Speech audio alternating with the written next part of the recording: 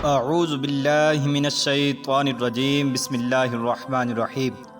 اللہ تبارک و تعالیٰ کے نام سے شروع جو نہایت مہربان اور رحم کرنے والا ہے۔ ناظرین گرامی، ہم میں سے ہر انسان 5 عالموں کے اندر ضرور جائے گا۔ نمبر 1 عالم ارواح، نمبر 2 عالم دنیا، اور نمبر 3 عالم برزخ، اور نمبر 4 عالم حشر، اور نمبر 5 عالم آخرت۔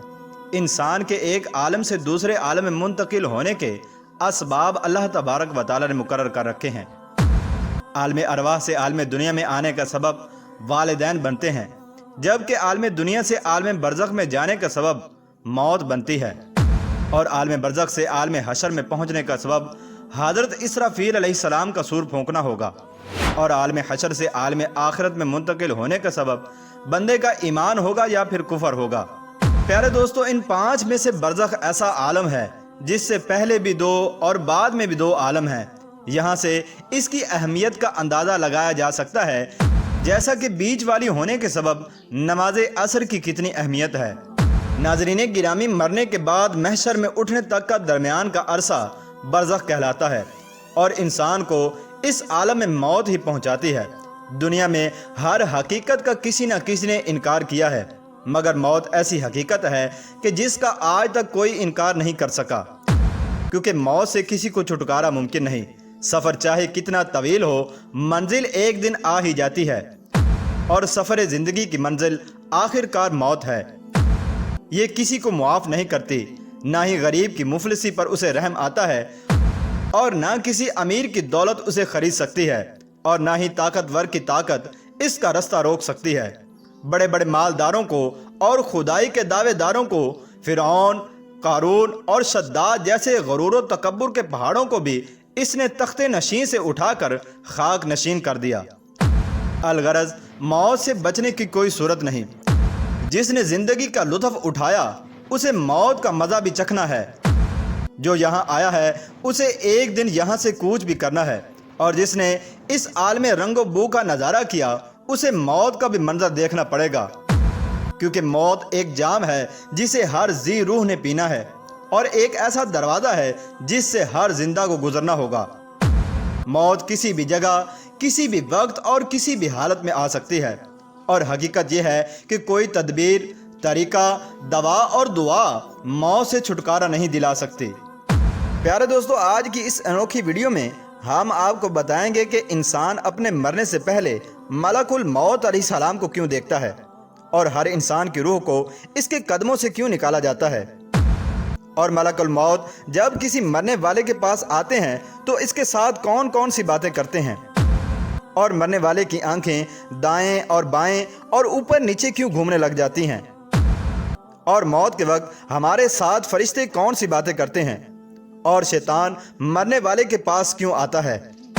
ناظرین گرامی، ان تمام تر سوالات کے جوابات قرآن و حدیث کی روشنی میں ہم آج کی اس ویڈیو کے اندر آپ کے ساتھ شیئر کریں گے،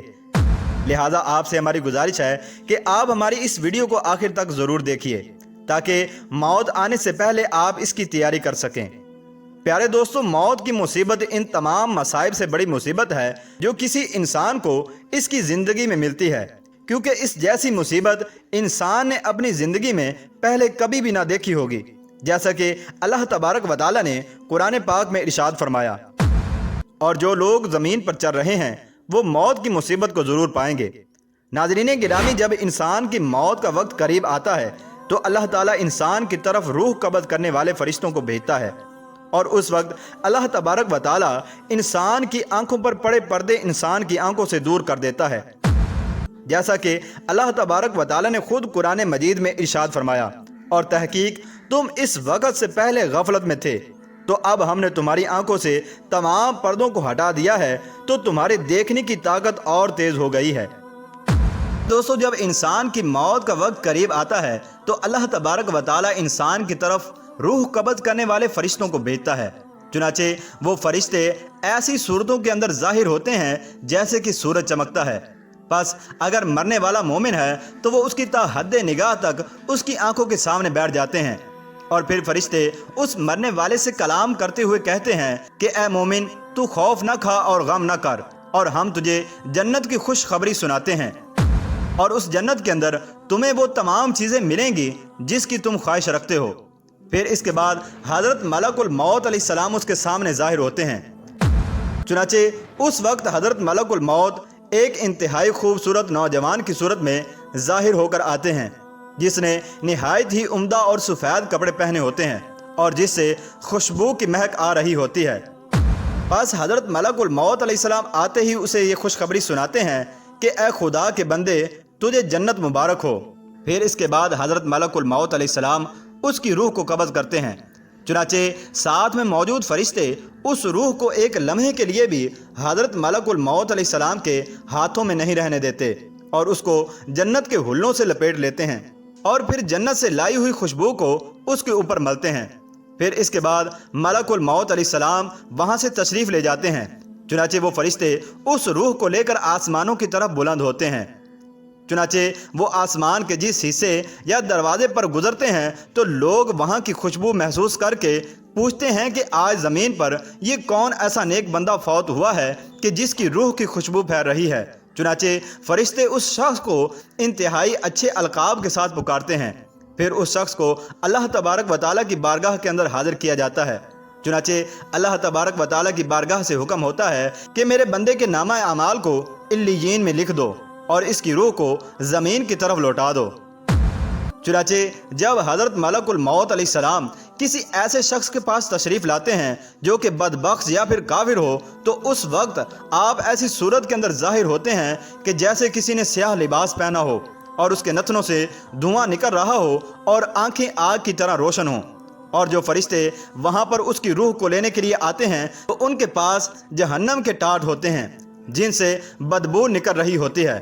چنانچہ وہ تمام فرشتے اس مرنے والے کو مار مار کر اس کی روح کو نکالتے ہیں اور پھر ان کو ان ٹاٹوں کے اندر لپیٹ کر آسمانوں کی طرف بلند ہوتے ہیں تو اس روح سے ایسی بدبو نکلتی ہے جیسے کہ کسی مردار سے بدبو آتی ہے۔ چنانچہ جب وہ آسمانوں پر پہنچتے ہیں اور آسمان کے دروازے کو کھٹکھٹاتے ہیں کہ دروازہ کھولا جائے تو اس روح پر آسمان کا دروازہ نہیں کھلتا اور اللہ تبارک و تعالیٰ کی طرف سے حکم ہوتا ہے کہ میرے اس بندے کو زمین کے اندر لے جاؤ اور اس کے نامہ اعمال کو بھی سجین کے اندر لکھ دو۔ چنانچہ فرشتے اس خبیث روح کو زمین پر پھینک دیتے ہیں اور پھر اس کے نامہ اعمال کو سجین کے اندر لکھ دیا جاتا ہے۔ پیارے دوستو، مرنے والا موت سے پہلے حضرت ملک الموت علیہ السلام کو اس وجہ سے دیکھتا ہے تاکہ اگر وہ مومن ہے تو یہ دیکھنا اس کے لیے مبارک ہو جائے، اور اگر مرنے والا کافر ہے تو یہ دیکھنا اس کے لیے باعث حسرت و ندامت ہو۔ چنانچہ حضرت ابراہیم علیہ السلام نے ملک الموت سے فرمایا کہ مومن کو اگر کوئی اور نعمت نہ بھی دی جائے تو مرتے وقت تمہاری صورت ہی دیکھ لینا کافی ہے، اور کافر کو اگر کوئی اور عذاب نہ دیا جائے تو مرتے وقت اس کا تمہاری اس صورت کو دیکھ لینا ہی سب سے بڑا عذاب ہے۔ ناظرین گرامی، مرنے والا چاہے نیک ہو یا بد ہو، اس کی روح کو پاؤں کی طرف سے نکالا جاتا ہے، کیونکہ جب اللہ تبارک و تعالیٰ مرنے والے کی آنکھوں سے پردے ہٹاتا ہے اور وہ اللہ تبارک و تعالیٰ کے فرشتوں اور زمین و آسمان کی بادشاہت اور جنات اور شیاطین کو دیکھتا ہے تو اس پر خوف طاری ہو جاتا ہے، اور ملائکہ کرام کو اللہ تبارک و تعالیٰ نے بہت زیادہ رعب و دبدبہ عطا کیا ہے، لہٰذا جب وہ ان فرشتوں کو دیکھتا ہے تو اس پر ہیبت طاری ہو جاتی ہے۔ لہٰذا فرشتوں کو دیکھنے کی وجہ سے مرنے والے پر رعب و ہیبت اور خوف طاری ہو جاتا ہے اور اس کا شعور بالکل کام کرنا چھوڑ جاتا ہے، لہذا خوف ہوتا ہے کہ وہ انہیں دیکھ کر ہی بھاگ جائے گا۔ اسی وجہ سے ہر مرنے والے کی روح کو اس کی پاؤں کی طرف سے نکالا جاتا ہے۔ مومن پر بھی اگرچہ یہ خوف طاری ہوتا ہے لیکن یہ خوف موت کا خوف نہیں ہوتا بلکہ فرشتوں کا رعب اور دبدبہ ہوتا ہے، جیسے کہ جب حضور اکرم صلی اللہ تعالیٰ علیہ وآلہ وسلم نے جب پہلی مرتبہ حضرت جبرائیل علیہ السلام کو دیکھا تھا تو آپ پر بھی ایک خوف طاری ہوا تھا۔ لہٰذا اس سے ہمیں پتہ چلتا ہے کہ جب انسان کے سامنے اللہ تبارک و تعالیٰ کے مقدس فرشتے ظاہر ہوتے ہیں تو انسان پر ہیبت طاری ہو جاتی ہے۔ اسی کے پیش نظر ہر انسان کی روح کو اس کے پاؤں سے نکالا جاتا ہے تاکہ وہ خوف کی وجہ سے بھاگ نہ سکے۔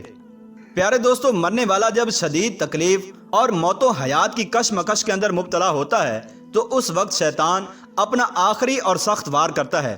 لہٰذا وہ اس کے مرے ہوئے رشتہ داروں کی صورتوں کے اندر ظاہر ہوتا ہے اور مرنے والے کو کلمہ حق سے پھیرنے کے لیے اپنی جان توڑ کوشش کرتا ہے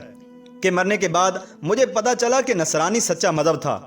پیارے دوستو، اگر اللہ تبارک و تعالیٰ کی مدد اس مردے کے شامل حال ہو جائے تو اس کا خاتمہ بالخیر ہو جاتا ہے۔ اور روایات کے اندر آتا ہے کہ جب اس کا خاتمہ بالخیر ہوتا ہے تو اس کی وجہ سے ابلیس لعین کو ایسی حسرت و ندامت ہوتی ہے اور وہ روتا ہے یہاں تک کہ اس کی ہڈیاں ٹوٹنے لگ جاتی ہیں۔ اور اگر کسی بندے کا خاتمہ بالخیر نہ ہو اور وہ کفر پر مر جائے تو ابلیس لعین اس کے جنازے کے سامنے ایک آگ کا شعلہ بلند کرتا ہوا خوشی سے ناچتا اور کودتا ہوا چلتا ہے اور کہتا ہے کہ ایک بندے پر میری محنت کامیاب ہو گئی۔ پیارے دوستو، اللہ تبارک و تعالیٰ سے دعا ہے کہ اللہ تبارک و تعالیٰ ہمیں موت سے پہلے اس کی تیاری کرنے کی توفیق عطا فرمائے۔